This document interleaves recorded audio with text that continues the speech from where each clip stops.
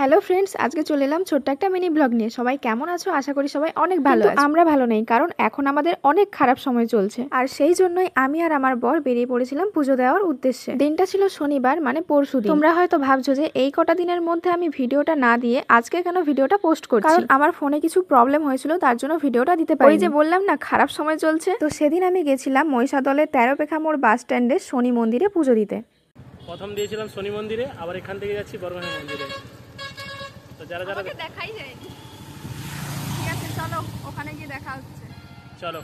তো আমরা মন্দিরে থাকা অবস্থায় হুট করে দুজনে মুড চেঞ্জ করে যে চলো আজকে তমলুক বর্গভীমা মন্দিরে পুজো দিয়ে আসি। বেরিয়েছি যখন, ওখানেও পুজো দিয়ে বাড়ি যাব। আর দুজনে কথা বলতে বলতে মন্দিরে পৌঁছে গেলাম। ওখানে গিয়ে হাত পা ধুয়ে মায়ের জন্য প্রসাদ নিয়ে নিলাম পুজো দেওয়ার জন্য। আর সেদিন যেহেতু শনিবার ছিল, তার জন্য মন্দিরে প্রচুর ভিড় হয়েছিল। তোমরা তো সবাই জানো শনিবার আর মঙ্গলবার করে প্রচন্ড ভিড় হয়। ওই দিন কারা কারা বর্গভীমা মন্দিরে পুজো দিতে গেছিলে কমেন্টে জানাবে। তারপরে একটা চিরকুটে দুজনের নাম লিখে ভেতরে গিয়ে পুজোটা দিয়ে এলাম। বিয়ে হবার পরে এটা নিয়ে আমি দুবার বর্গভীমা মন্দিরে পুজো দিয়ে এলাম। এটা ছিল আমার সেকেন্ড পুজো দেওয়া। তাই আমি পুজো দেওয়া শেষ করে পুরো মন্দিরটা ঘুরে ঘুরে দেখছিলাম, আর আমার পুরোনো দিনের কথাগুলো মনে পড়ে যাচ্ছিল। আমরা যেদিন দুজন দুজনের প্রেমে পড়ি, মানে আই লাভ ইউ টু বলি, তার পরের দিন কিন্তু আমরা দেখা করেছিলাম ফার্স্ট এই মন্দিরে। তোমরা হয়তো অনেকেই আছো যারা প্রেমিক প্রেমিকার সাথে দেখা করতে গেলে ফার্স্ট হয় রাস্তাঘাটে বা রেস্টুরেন্টে বা কোনো পার্কে দেখা করেছো, কিন্তু আমি ঠিক করেছিলাম মন্দিরেই শুরু করব আর মন্দিরেই শেষ করব। মায়ের ওপর ভরসা ছিল, তাই আজ দুজন একসাথে সংসার করছি। এ যুগে এমনও কিছু মানুষ আছে যারা শুরু তো করে কিন্তু শেষ করার আশা দেখেই ছেড়ে চলে যায়। যাই হোক, নিজের চরকায় তেল দেওয়াটাই বেটার। তারপরে মাকে উদ্দেশ্য করে আমি আর আমার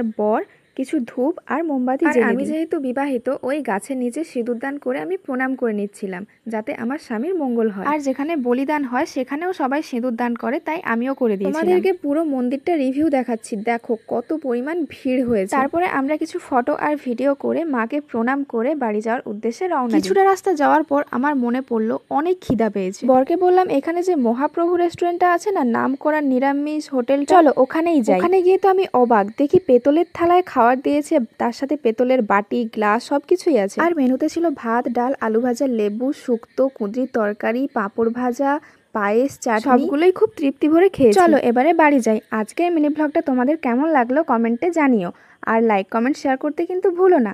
চলো বাই।